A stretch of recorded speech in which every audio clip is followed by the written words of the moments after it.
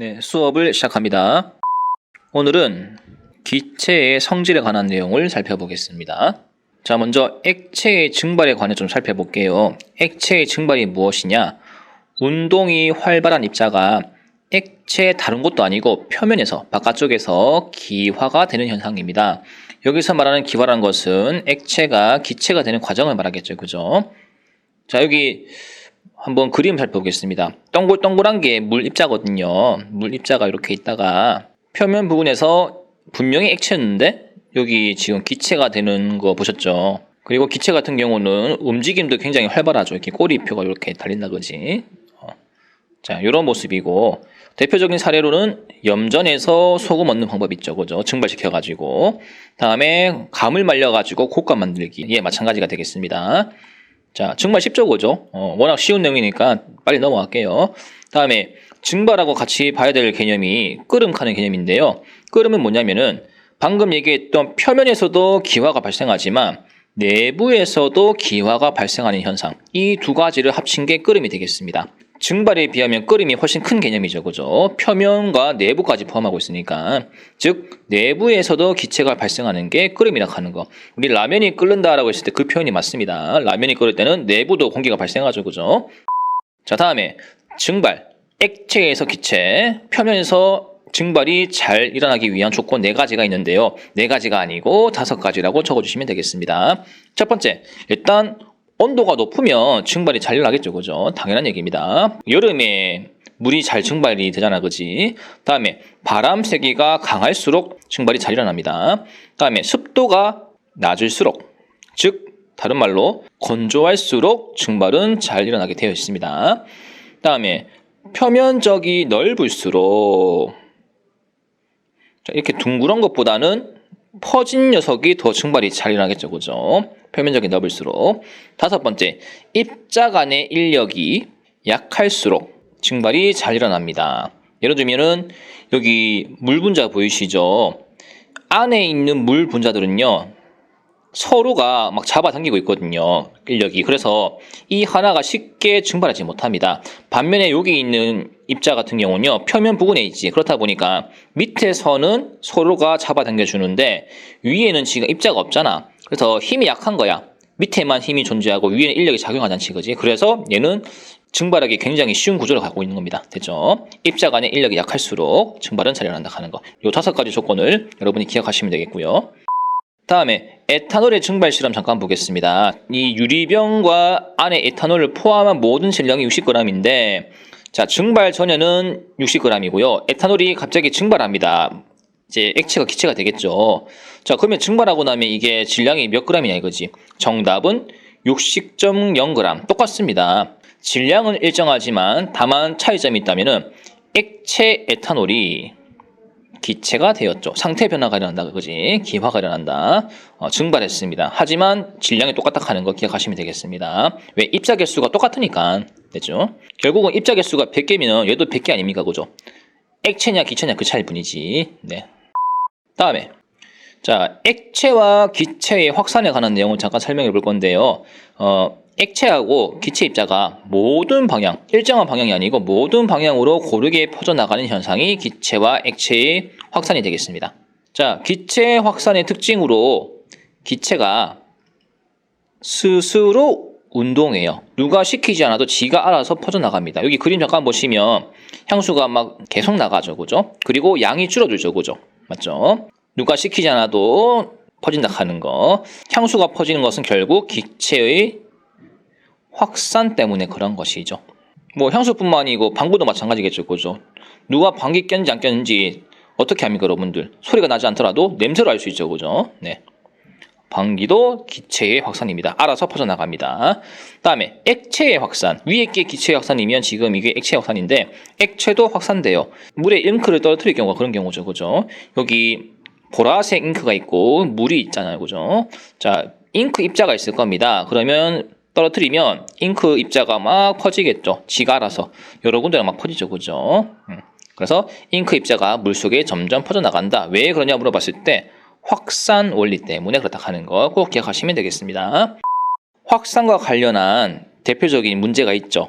동그란 통에다가 여기 대표적으로 암모니아수의 확산 실험이 있는데, 물론 암모니아수는 암모니아하고 물의 이제 혼합물이거든요.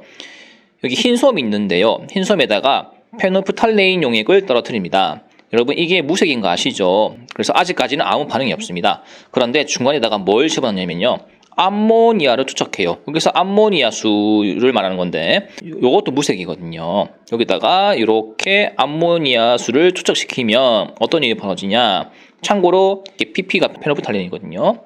페노프탈렌은요, 산성과 중성에서는 색깔이 무색인데요, 염기성이 되면 색깔이 붉은색으로 변합니다.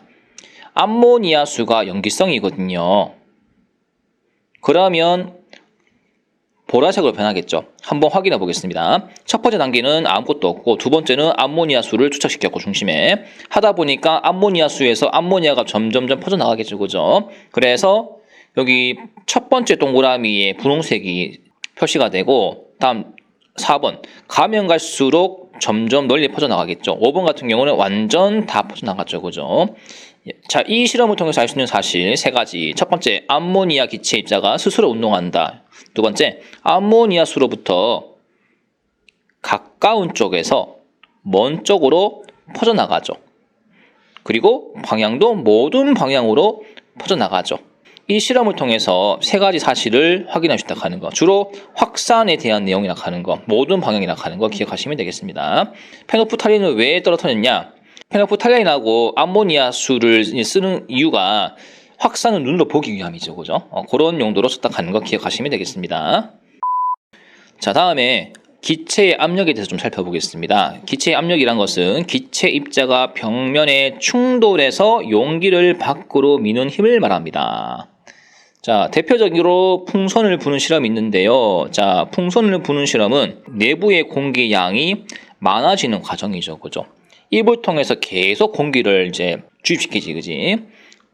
입자 수가 점점 늘어납니다. 100개에서 200개 이런 식으로. 자, 한번 해석해 보겠습니다. 풍선 불면 풍선 안에 공기 양이 증가한다. 네, 증가했죠. 뭐 100개에서 200개. 공기 입자가 스스로 운동하면서 풍선 안쪽 벽면에 충돌하죠. 여기 보이십니까? 이렇게 충돌하는 모습 이렇게 보이시죠? 됐죠? 충돌합니다. 자, 내부의 공기 압력이 커져서 풍선이 부풀어 오른다. 자, 당연한 얘기인데, 선생님, 압력이랑 부피랑 비례가 아니고 반비례 관계 아닙니까? 압력이 증가하면 부피는 감소해야 정상인데, 이 문장이 도대체 어떤 내용입니까? 내부의 공기압이 퍼져가지고 압력이 커지면 풍선이 부풀어 오른다. 그럼 압력이 커지면 부피가 커지는 얘기인데, 선생님 말이 안 되지 않습니까? 이렇게 물어보시잖아, 그지? 법칙은 이게 맞습니다. 이게 맞아요. 압력이 증가하면 부피가 감소한다 맞는데, 여기서 여러분이 지금 한 가지를 빼놓고 생각하시는 게 뭐냐면, 내부의 공기의 양, 여기 보이십니까? 지금 입을 통해 가지고 공기 양을 계속 주입을 시켜주죠. 그죠? 압력이 증가하고 부피가 감소한다. 이걸 설명하려면요, 일단 온도가 일정해야 되고요, 그 다음에 내부의 공기 양이 일정하다는 전제 하에서 이 내용을 하는 겁니다. 지금 이 실험 같은 경우는 공기를 계속 주입시키자는 거지. 공기를 계속 주입시키면 당연히 입자 양이 많아지고 충돌 횟수가 증가하고 압력이 클 수밖에 없지. 맞나? 이와 관련된 내용을 좀 더 구체화시킨 게 밑에 내용입니다. 여러분들 한번 보세요. 풍선 부는 게 간단한 것 같지만 사실은 이 좀 복잡한 내용이 들어있거든요. 고등학교 화학을 배우기 전에 이 단순한 현상을 과학적으로 어떻게 푸는지 좀 알고 들어가시기 바랍니다. 자, 만약 풍선을 더 크게 불면 일어나는 과학적 현상. 자, 보자. 첫 번째, 공기 입자의 개수가 많아진다. 아까 확인했지? 100개에서 200개, 200개에서 300개 증가한다 하는 거. 오케이, 팩트. 두 번째, 풍선 안쪽 벽면에 충돌하는 공기 입자 개수도 많아진다. 충돌하는 게 당연히 많아지겠죠. 공기양이 많아지니까. 됐죠? 따라서 3번, 그로 인해서 충돌이 많다는 얘기는 곧 기체의 압력이 높아진다는 얘기겠지. 내부를 말하는 거예요. 내부. 밖에는 일기압이야, 대기압. 풍선은 더 크게 부풀어 오른다. 자, 왜 부풀어 오르냐? 압력이 커지면, 여러분, 압력은 높은 곳에서 낮은 쪽으로 이동한 거 아시죠? 맞습니까? 밖에보다 안에 입자 개수가 훨씬 많고 그로 인해서 압력이 굉장히 크다고. 대기압이 1이라고 한다면 여기가 적어도 뭐 1.2, 1.3, 1.4 계속 늘어나겠지, 그지? 그러면 이거를 좀 반대로 생각해보자. 이 풍선에서 공기를 빼버리면 어떤 일이 벌어질까? 감소하지. 풍선 줄어들지. 왜? 입자 개수가 작아지니까. 풍선을 불 때 여러분들 압력 증가하고 부피 감소한다. 이 단 온도는 일정할 때 이 개념으로 접근하지 마시고 지금 입자 개수가 증가하는 거잖아요. 그죠? 따라서 뭐가 증가한다고? 압력이 증가한다 하는 거. 풍선은 지금 이게 벽면이라고 했을 때 풍선은 고정된 부피가 아니죠. 지금 계속 늘어날 수 있는 그런 성질을 갖고 있지. 입자 개수가 늘어나고 압력이 높아지는 건 당연한 거고 풍선의 경우에는 외부 압력과 같아질 때까지 부피가 증가하는 거야. 풍선 부피가. 됐죠? 여기서 변수는 입자 개수입니다. 입자 개수. 다시 한번 말합니다. 압력이 증가하고 부피가 감소한다. 이 법칙을 쓰시려면 적어도 온도가 일정하고 입자 개수가 변동이 없어야 되거든요. 풍선을 언급할 때는 반드시 이 공식 이전에 입자 개수가 관여했기 때문에 이 관점대로 설명해 줘야 돼. 입자 개수 늘 기억해. 입자 개수가 늘어나면 당연히 압력이 증가하는 거야. 자, 다음에 기체의 압력과 부피와의 관계를 한번 살펴보겠습니다. 보일이 등장하고요. 자, 일단 여기 실험 잠깐 확인하시죠. 자, 밀폐된 용기에 압력을 가하는 실험이 되겠습니다. 아까 풍선 같은 경우는 밀폐된 용기가 아니죠. 풍선은 고지곧대로 부풀려지는 그런 이제 성질을 갖고 있다 하는 거. 하지만 요 케이스는 보시면 아시겠지만 뭐 강철로 된 거, 되게 튼튼한 걸 말하겠죠, 그죠? 여기에 압력을 가하는 실험이 되겠습니다. 내부 공기의 양은 일정하겠죠, 당연히. 여기 가둬놓고 눌렀다가 뗐다가 하는 거니까, 됐지? 안에 공기 입자 개수가 5개라면 눌렀을 때도 5개고요. 압력이 낮을 때도 5개죠, 그죠? 압력과 부피와의 관계를 알려면 반드시 한 개는 일정하게 통제해줘야 돼. 그게 뭐냐면 온도라 하는 거. 여러분 기억하시기 바랍니다. 자, 한번 살펴볼게요. 여기 압력이 1기압일 때 부피가 4리터가 됐다고 합시다. 첫 번째 실험. 그런데 2기압이 되고 나니까 부피가 2리터로 줄었어요. 여기 2리터거든요. 그리고 압력이 4기압일 때 부피가 1리터가 나왔습니다. 또 줄었죠. 그죠? 1 곱하기 4는 4, 2 곱하기 2는 4, 4 곱하기 1도 4. 압력값과 부피 값을 곱하니까 자꾸 일정한 값이 나오죠. 그죠? 좀 이따가 제가 다시 요 내용을 정리할게요. 일단 요거부터 보겠습니다. 자, 가나 다가 있는데 입자 개수를 한번 살펴보겠습니다. 일단은 밀폐된 용기다 보니까 이제 추가적으로 가해주는 양이 없죠, 그죠? 그래서 가나 다 입자 개수가 5개가 똑같습니다. 다음에 온도. 자, 전제 조건 처음부터 온도가 같다라고 여러분 제가 가정했습니다. 다음에 여기서 중요한 게 온도가 똑같으면요. 25도, 요 실험도 25도, 여기도 25도, 이것도 25도일 때 가나 다의 안에 들어있는 입자 속도를 비교해 봤는데 여러분 운동 속도는요. 속도는 반드시 온도의 영향을 받습니다. 온도가 높아지면 속도가 변하거든요. 활발해지니까. 그런데 온도가 일정하면요. 입자의 운동 속도는 똑같습니다. 가나 다 전부가. 요게 좀 중요한 내용이죠. 가나 다. 왜 똑같냐 물어보거든. 온도가 일정하니까. 이렇게 대답하시면 됩니다. 다음에 압력 보겠습니다. 자, 압력 보시면 1기압, 2기압, 4기압 뭐 점점 증가하죠. 그죠? 네. 확인할 수 있는 것이고. 부피 잠깐 보겠습니다. 부피. 자, 1기압이 제일 부피가 크죠. 4리터, 2리터, 1리터. 압력이 커지면 부피가 작아지죠.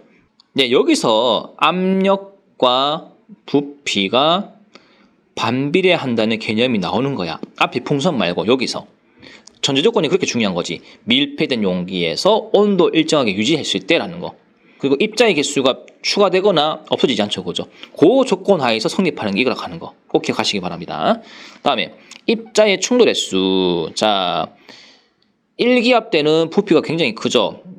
공간이 여유가 있습니다. 그래서 충돌 횟수가 생각보다 많지가 않아요. 근데 여기 4기압 보시죠. 촘촘하지 않나? 충돌 횟수는요. 공간과 부피의 어떤 크기와 관련되어 있거든요. 그래서 충돌 횟수가 다가 훨씬 큽니다. 다가. 됐죠? 자, 위 그래프를 통해서 법칙 하나를 발견할 수 있습니다. 아까 설명했지만 압력 P하고 부피는 반비례한다 하는 거. 이 공식을 여러분이 꼭 기억하시길 바랍니다. 자, 여기 나와 있네요. 보일의 법칙이란 것은 온도가 일정할 때 또 나왔네. 온도가 일정할 때 일정한 양의 마치 일정한 양. 아까 공기 추가가 없었지, 그지? 지금 일정한 양 가지고 했을 때 이때 일정한 양의 기체 부피는 압력에 반비례합니다. 이 말을 좀 더 바꿔볼게요. 자, 이 V를 왼쪽으로 넘겨볼게요. 그러면 적어도 PV가 어떤 일정한 상수로 나오거든요. 아까 전에 압력하고 부피 곱해보니까 1 곱하기 4였지, 4 나왔지. 2 곱하기 4 나왔지. 4 곱하기 1, 4 나왔지. 그러니까 요 위에 같은 경우는 일정한 값이 4가 나왔다고. PV 곱한 값이, 그지? 그래서 여기 기체 압력과 P와 부피의 곱은 일정하다. 요거를 적어주시면 되겠습니다. 그러니까 위의 내용하고 밑의 내용이 똑같은 말이야. 여러분 꼭 기억하시고. 자, 문제 나와 있습니다. 1기압일 때 4리터, 2기압일 때 1리터, 4기압일 때 1리터. 여기 4 적어주시고 아까 위의 내용. 그러면 8번. 요 내용을 근거로 8기압일 때는 부피가 몇 리터일까요? 결과가 4가 나오면 되니까 0.5리터 아니겠습니까? 그죠? 됐지? 그렇게 푸시면 되겠습니다. 다시 한번 얘기할게. 압력과 부피는 반비례한다. 요 공식을 쓰고 싶다면 아까 전제 조건이 뭐라고? 온도가 일정하고 안에 기체량이 일정하다 하는 거. 요 두 조건은 꼭 필요한 거고, 풍선이 부풀어 오는 현상은 결국은 일정한 양이 아니라 공기가 계속 주입되는 것이죠. 그죠? 그 차이점이 딱 하는 거. 그리고 왜 풍선이 부풀어 오느냐? 밖에 대기압 1기압인데 이 압력이 대기압과 같아지려고 부피가 증가하는 거라 하는 거. 압력이 외부랑 같아질 때까지. 됐지? 꼭 기억하시면 되겠습니다. 자, 다음에 기체의 온도와 부피와의 관계를 좀 살펴볼 건데 이때 샤론이 등장하네요. 자, 일단 밀폐된 용기에 오케이. 온도를 높이는 실험입니다. 자, 일단 내부 공기량을 일정하다는 가정하에서 해보겠습니다. 자, 물론 이 실험 때 주인공이 온도랑 부피이기 때문에 압력은 일정하게 통제를 시켜줘야 된다는 거 기억하시고. 자, 그럼 온도하고 부피와의 관계죠. 자, 온도가 높아지니까 부피가 증가하는 실험입니다. 예를 들면 1기압, 1기압 다 일정한데 기압이 가나다의 차이점은 온도가 다 틀리죠. 그죠? 그리고 부피도 다 다르고요. 자, 온도가 높아지면 높아지니까 당연히 부피가 증가하겠죠. 그죠? 여기 가는 굉장히 부피가 적은데 온도 높여주니까 활발해지겠죠. 활발해지니까 계속 밀어내겠죠. 그죠? 그러면 부피가 증가할 것이고 더 활발해지잖아. 그지? 완전 이 공간을 씹어먹습니다. 온도가 뜨거우니까 이 입자 하나가 활동량이 엄청나거든요. 아까 여기 왼쪽에서 여기 이 그림 있지 않습니까? 이 입자는 온도가 가나 다 일정하거든요. 얘는 하나의 활동량이 굉장히 적습니다.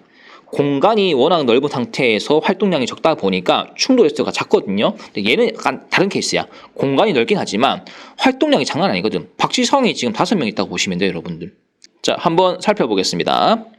입자의 개수를 확인해 보겠습니다. 아까 처음부터 내부 공기의 양을 일정하다 그랬지. 밀폐된 용기니까 가나다 다 일정하고요.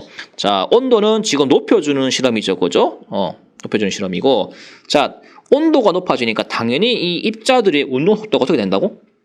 가나다 다가 굉장히 뜨겁지. 당연히 활동성이 굉장히 높죠, 그죠? 운동 속도 장난 아닙니다. 이렇게 되겠죠.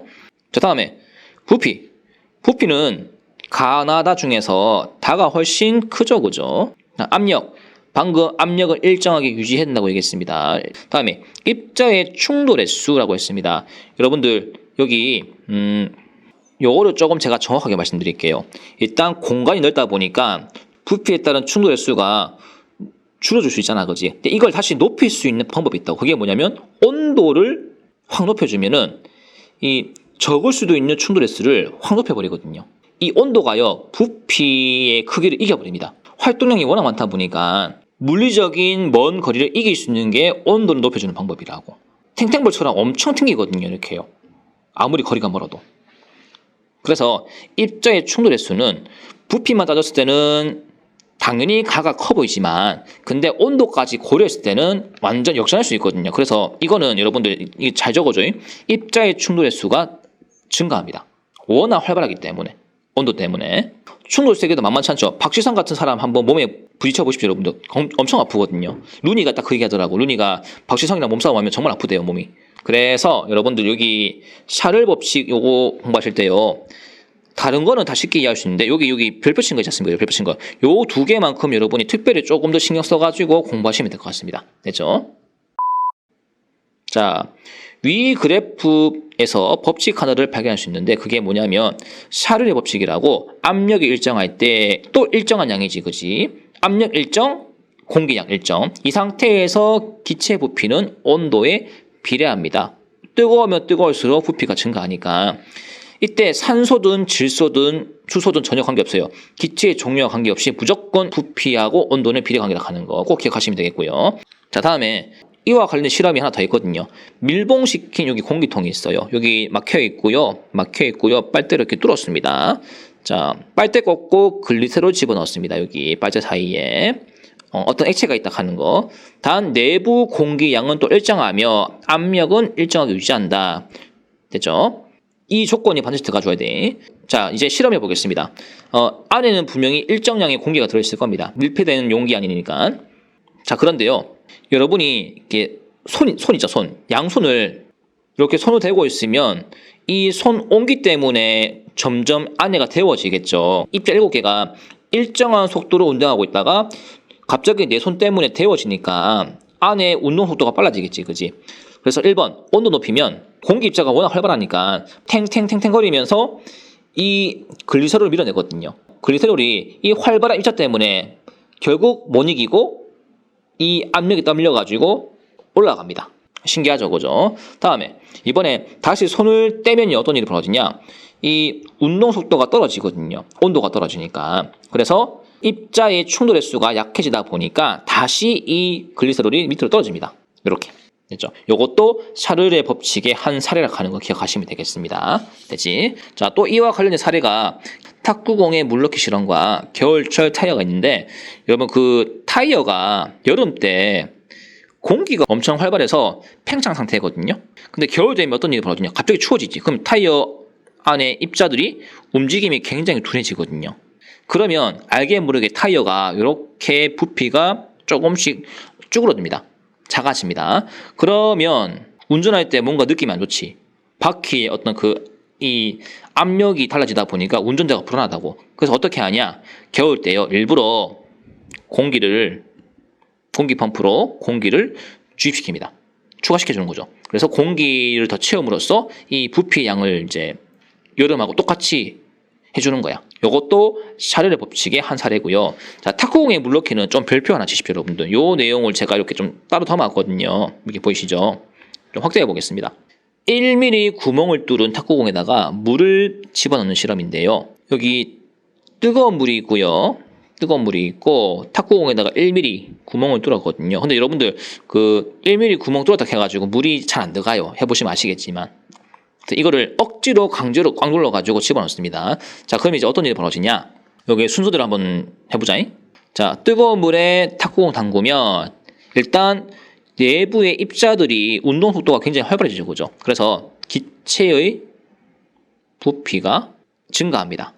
그리고 기체의 운동이 워낙 활발하다 보니까 이 기체 일부가 1mm 구멍을 통해 빠져나가거든요, 기체가. 됐죠? 자, 근데 이 상태에서 팽창한 상태에서 요거를 이렇게 찬물로 옮기게 되면 갑자기 차가워지다 보니까 안에 이 입자들의 운동 속도가 어떻게 될까?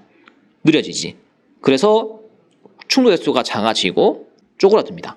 자, 이제 이때부터 놀라운 변화가 시작되죠, 그죠? 탁구공을 찬물에 옮기면 안에 물이 들어와요. 부피가 감소하다 보니까 같이 물이 부피가 줄어드는 양만큼 들어오거든요. 요렇게. 처음에 부피가 100이었는데 여기가 이제 80이 됐다고 합시다. 부피가, 공기 부피가. 그러면 이 부피 20을 채워야겠지. 그래서 물이 20리터가 들어간다고. 이것도 샤를의 법칙의 한 사례입니다, 여러분들. 꼭 기억하시면 되겠고. 자, 이제 기체 성질 다 끝났고요. 이와 관련된 문제 있지 않습니까, 여러분들? 그 문제는 그 교과서라든지 문제집에 있을 거야. 그거를 좀 풀어보면서 개념을 다시 한번 이제 잡으시기 바랍니다. 자, 수고했습니다.